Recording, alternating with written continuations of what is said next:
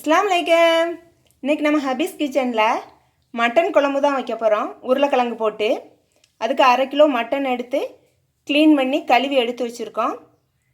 தேவையான அளவு மல்லிப்பொடி எடுத்து வச்சுருக்கேன். இஞ்சி பூடு பேஸ்ட்டு தேவைக்கு எடுத்துக்கிறலான்னு அதுவும் எடுத்து வச்சுருக்கேன்.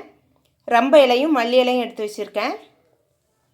தக்காளி, மிளகாய், வெங்காயம் நறுக்கி வச்சுருக்கேன். வாங்க அதை எப்படி பண்ணலாங்கிறத பார்க்கலாம். ஸ்டவ் ஆன் பண்ணி ஒரு குக்கர் வச்சுக்கிறேன்.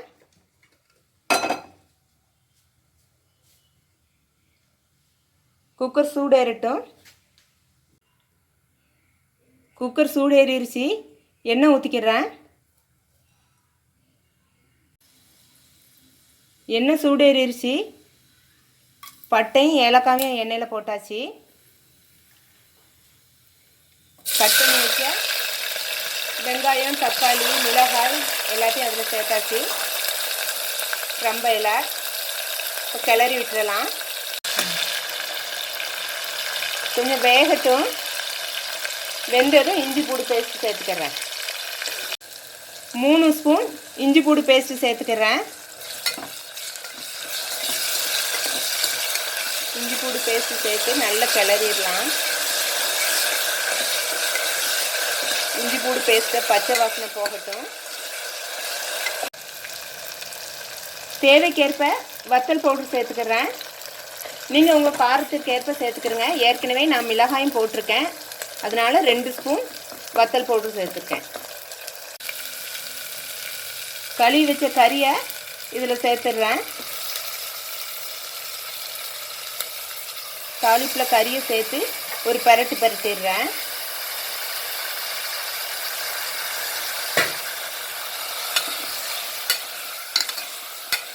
எண்ணெயிலேயே வேகட்டும். ஒரு 2 நிமிஷம் இருந்தால் போதும். எடுத்து வச்ச மல்லி பவுடரை சேர்த்துடுறேன். மல்லி பவுடரை சேர்த்து தேவைக்கேற்ப தண்ணியும் சேர்த்துக்கிறேன். மசாலா சேர்த்து தண்ணியும் ஊற்றியாச்சு. இப்போ தேவையான அளவு உப்பு சேர்த்துக்கிறேன். உப்பு சேர்த்து ஒரு கிளறி விட்டுட்டு மூடி போட்டு மூடிடலாம். ஒரு 4 விசில் வரட்டும்.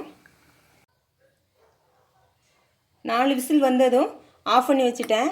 ப்ரெஷர்லாம் இறங்கிருச்சு. இப்போ ஓப்பன் பண்ணி பார்க்கலாம் வெந்துருச்சான்னு.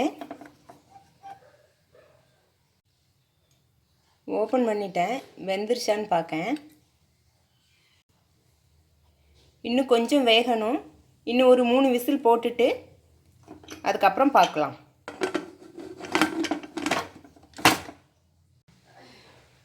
3 விசில் போட்டாச்சு. ப்ரெஷர்லாம் இறங்கிருச்சு. இப்போ ஓப்பன் பண்ணுறேன். இப்போ ஓப்பன் பண்ணி பார்க்குறேன் வெந்துருச்சான்னு. மொத்தமாக 7 விசில் போட்டிருக்கேன். நல்ல கறி வெந்துருச்சு. இப்போ அவிச்சு எடுத்து வச்ச உருளைக்கிழங்கை சேர்த்துக்கிறேன். அவிச்சு தோல் உரிச்சி தான் வச்சுருக்கேன். அதையும் சேர்த்தாச்சு. அரைச்சி வச்ச தேங்காவையும் அதோடு சேர்த்துட்றேன். கொஞ்சமாக தண்ணி ஊற்றி அலம்பி ஊற்றிடுறேன். தேங்காயும் உருளைக்கிழங்கும் சேர்த்தாச்சு. நல்ல ஒரு கொதி வரட்டும். கொதி வந்ததும் ஸ்டவ் ஆஃப் பண்ணிடலாம். நல்ல கொதி வந்துருச்சு. எண்ணெயும் பிரிஞ்சு வந்துருச்சு. மட்டன் குழம்பு ரெடி ஆயிடுச்சு. இப்போ ஸ்டவ் ஆஃப் பண்ணிடுறேன்.